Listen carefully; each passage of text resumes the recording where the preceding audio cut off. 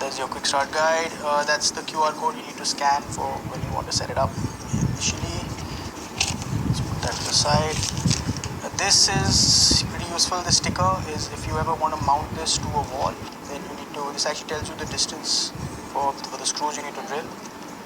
And that's the camera itself. Just open it up, show it to you.